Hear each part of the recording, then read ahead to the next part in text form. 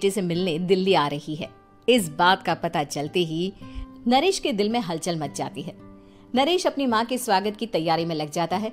साथ ही उसे डर भी सताने लगता है कि उसकी माँ कहीं अपनी पुरानी जिद पर फिर से बैठ ना जाए।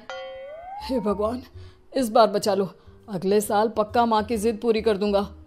तभी दरवाजे की घंटी बजती है। नरेश दरवाजा खोलता है तो सामने अपने मकान मालिक को देखकर हैरान हो जाता है, क्योंकि उनके साथ एक सुंदर सी लड़की भी थी।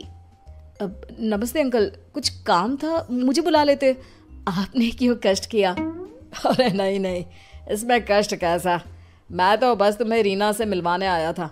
आज से रीना तुम्हारे साथ इसी फ्लैट में रहेगी। अंकल, कोई लड़का फ्लैटमेट नहीं है? एक अनजान लड़की के साथ रहना मेरे लिए थोड़ा अजीब होगा।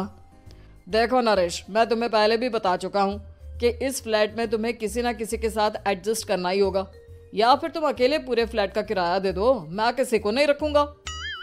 नरेश अपने मकान मालिक की बात सुन के रीना के साथ रहने के लिए तैयार हो जाता है, पर अंदर ही अंदर उसे ये बात खाने लगती है कि वो अपनी माँ को क्या जवाब देगा जब उसकी माँ रीना के बारे में उसे पूछेगी। दिन बीतने लगते हैं। नरेश और रीना अच्छे दोस्त भी बन जाते हैं, पर अभी भी नरेश अपनी प्रॉब्लम का सॉल्यूशन नहीं ढूंढ पाता। एक दिन नरेश बहुत परेशान सा बैठा होता है। तभी रीना उसे पूछती है, क्या हुआ नरेश, तुम काफी परेशान लग रहे हो, सब ठीक तो है ना? हाँ सब ठीक है, बस एक छोटी सी प्रॉब्लम है। वो एक्चुअली 2 दिन बाद मेरी माँ मुझसे मिलने आ रही है। अरे तो इसमें प्रॉब्लम क्या है, ये तो खुशी की बात है। हाँ रीना, बट मेरी माँ एक जिद लेकर बैठ गई है कि मैं शादी कर लूँ, पर मैं अभी इस चीज़ के लिए तैयार नहीं हूँ। ऊपर से जब वो तुम्हें देखेगी तो 100 सवाल करेगी, क्या जवाब दूंगा? अरे इसमें कोई टेंशन वाली बात नहीं है, मेरे पास ना इस प्रॉब्लम का सलूशन है, जिससे ना तुम्हें शादी करनी पड़ेगी और ना ही तुम्हारी माँ मेरे बारे में कुछ पूछेंगी। रीना की बात सुनकर नरेश सोच में डूब जाता है। वो सोचता है कि रीना खुले ख्यालों वाली लड़की है, कहीं माँ को सच बता ना दे। नरेश को सोच में डूबा देखकर रीना कहती है, अरे क्या हुआ, किस सोच में पड़ गए? डोंट वरी, जैसा तुम सोच रहे हो ना वैसे कुछ भी नहीं है, मेरे पास एक प्लान है। मैं कुछ समझ नहीं पा रहा हूँ, कैसा प्लान? मैं समझाती हूँ। हम ना एक कॉन्ट्रैक्ट मैरिज कर लेते हैं। फिलहाल मेरे पास जॉब नहीं है, तो तुम इस रूम का किराया दे देना जब तक तुम्हारी माँ यहाँ रहेंगी, सिर्फ तब तक। और तुम अपनी माँ से कह देना कि मैं तुम्हारी पत्नी हूँ, इससे वो मेरे यहाँ रहने पर कोई सवाल भी नहीं करेंगी। अरे बात तुम्हारी ठीक है, पर माँ से झूठ बोलना, ना ना पापा, मैं ये रिस्क नहीं ले सकता। कोई और आइडिया दो ना तुम। देखो मंजूर हो तो बोलो, वरना सच बता दो, मुझे कोई प्रॉब्लम नहीं है। रीना की बात सुनकर नरेश सोच में डूब जाता है। बहुत सोचने के बाद जब उसे कोई रास्ता नहीं मिलता तो वो रीना के बताए हुए रास्ते पर चलने के लिए तैयार हो जाता है। वो रीना से बात करता है और अपनी माँ की पसंद और नापसंद के बारे में बताता है।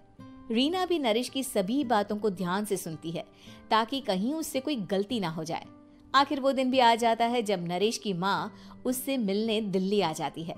नरेश अपनी माँ को फ्लैट पर लेकर जाता है। जैसे ही नरेश की माँ फ्लैट के अंदर जाती है, रीना उसके पैर छू लेती है। ये देखकर नरेश की माँ थोड़ी घबरा जाती है और नरेश से पूछती है, अरे बेटा नरेश, ये कौन है? माँ, ये आपकी बहू रीना है। माफ़ी चाहता हूँ, सब कुछ इतनी जल्दी में हुआ कि आपको बता ही नहीं पाया, इसलिए सोचा कि क्यों ना आपको सरप्राइज दिया जाए। अरे बेटा, मैं तो बस तेरा घर बसा हुआ देखना चाहती थी। हाँ, बहुत अरमान थे अपनी इकलौती बेटी की शादी को लेकर, लेकिन कोई बात नहीं, शायद किस्मत को यही मंजूर होगा। ये कहते ही नरेश की माँ रीना को गले लगा लेती है। रीना बेटिया, मेरा बेटा ना थोड़ा नादान है, पर तुम काफी समझदार लगती हो और मैं जानती हूँ कि तुम इसका बहुत अच्छे से ध्यान रखोगी। माँ आप चिंता मत कीजिए, मैं सब संभाल लूंगी। नरेश की माँ अपने बहू और बेटे के साथ खुशी खुशी रहने लगती है। दिन बीतने लगते हैं। नरेश की माँ और रीना का रिश्ता बहुत मजबूत होता चला जाता है। वो दोनों सारा दिन एक साथ रहती और खूब बातें करती। इधर साथ रहते रहते नरेश और रीना भी एक दूसरे से प्यार करने लगते हैं। दोनों को इस बात का एहसास हो जाता है, फिर भी वो इस बात को छुपा कर ही रखते हैं। एक दिन नरेश की माँ और रीना शादी के बारे में बात करने लगते हैं। रीना बिटिया, ये तो नरेश ने मुझे बिना बताए शादी कर ली, वरना मैं तो अपनी इकलौती बेटी की शादी इतनी धूमधाम से करती कि सारी दुनिया देखती रह जाती। अच्छा माँ, आप ऐसा भी क्या करती नरेश और मेरी शादी में जो दुनिया देखती रह जाती? अरे बिटिया, एक माँ के अरमान तुम अभी नहीं समझोगी। मैं तो अपनी बहू को एक रानी की तरह लेकर आती और शादी भी बिल्कुल शाही अंदाज में करती, पर मेरे तो सारे अरमान ऐसे ही रह गए। खैर, मुझे तो अपने बेटे और बहू की खुशी चाहिए बस। ये कहते हुए नरेश की माँ की आंखों में आंसू आ जाते हैं।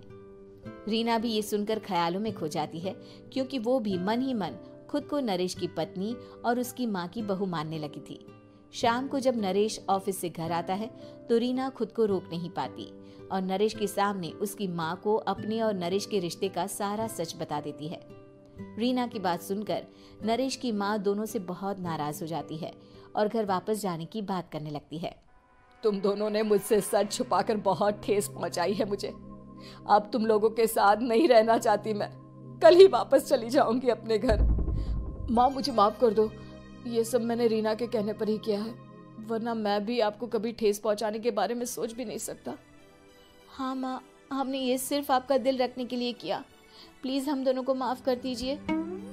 तुम दोनों ने मेरे अरमानों के साथ खिलवाड़ किया है, और वैसे भी मुझे अपने बेटे के लिए एक अच्छी लड़की ढूंढनी है, इसलिए मेरा यहाँ से जाना ही बेहतर होगा।